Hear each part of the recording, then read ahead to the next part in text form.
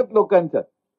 कारण काय तर या प्रश्नापेक्षा मोठे प्रश्न तुमच्या समोर प्रसार माध्यमात त्या सोशल मीडिया पासून मोबाईलवर येतात आणि तुम्ही त्यातच अडकलेले असता. आपल्या अंगावरून शक्तीपीठ मार्ग जाणारे हे विसरतो आणि मग हे हिंदुत्वाचं झालंच पाहिजे.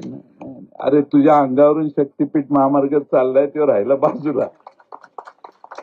असा सगळा कार्यक्रम चालू आहे. आता काय तुम्हाला मी सांगायला, आता भाषणाला वेळ नाही, सभागृहात आम्हाला जायचंय. पण राजू शेट्टींनी एखादा झेंडा हातात घेतला की तो कधी सोडलेला नाही. त्यामुळे राजू शेट्टींच्या नेतृत्वाखाली ह्या माझी गॅरंटी घेऊ नका, माझं काही खरं नाही. कारण काय तुम्हाला माझ्या मनात शंका असल्या, माझ्याबद्दल शंका असल्यामुळे तुम्हाला हमी देणंही जरा धोक्याचं आहे. यांना 100 वेळा सांगत होतो आघाडीकडून उभा राहावा.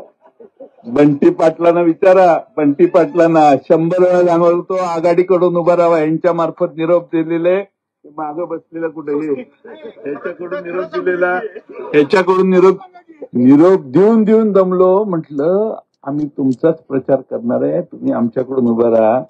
आता त्यावेळी काय टाइम टू टाइम बदलत असतो. टाइम विषय नाही, खरं बोललं तर मलाही खरं बोलता येईल. एकाकडेच खरं आहे असं नाही. तर सांगायचा मुद्दा काय की ते आज खासदार राहिले असते तर लोकसभेत भाषण करता आले आणि ते झाले असते खासदार. ते माझा सल्लाच ऐकत नाहीत, हा माझा प्रॉब्लेम आहे.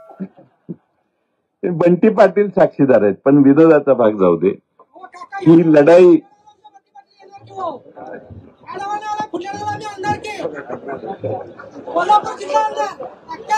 आणायला काही नाही, आम्ही पण तुमच्यावर आहेच. पण प्रॉब्लेम असा आहे की ह्या शक्तीपीठाला बंटी पाटील आणायचं. पण ह्या लढाईमध्ये सगळे एक राहायला पाहिजेत. मी हे का सांगतोय तर थोड्या दिवसांनी आपण लढतो. सरकारलाही माहित असते ह्यांचं किती दिवस, 4 महिने, 6 महिने, 8 महिने. मगाशी तुम्ही भाषण ऐकलं एकनाथ शिंदे साहेबांचं. आता त्यांच्या हातातच ते सरकार खातं आहे. त्यांच्या हातात खातं असताना ज्यांनी आश्वासन दिलंय की बंद, तेच जर आज शक्तीपीठ मार्ग होण्याच्यासाठी खात्याचे मंत्री असतील तर हा प्रश्न त्यांनाही लागू होतो. त्यामुळे यासाठी आपली एकी कायम ठेवली पाहिजे. नंबर 1. नंबर 2, जिथं संघर्ष करायला लागेल तिथं थांबलं पाहिजे. मोजण्या चालू होतील, ते मोजणी करणाऱ्या अधिकाऱ्यांना अटकाव केला पाहिजे. कोणत्याही परिस्थितीमध्ये यांची सगळ्यांची मान्यता असेल तर ठीक आहे, आमचं काय म्हणणं नाही. पण ज्यांच्या जमिनी जात आहेत त्यांचं समाधान जर सरकार करणार नसेल तर बळजबरी करू नये. आणि बळजबरी जर होत असेल तर आपण एकसंघपणाने राहण्याचं काम केलं पाहिजे.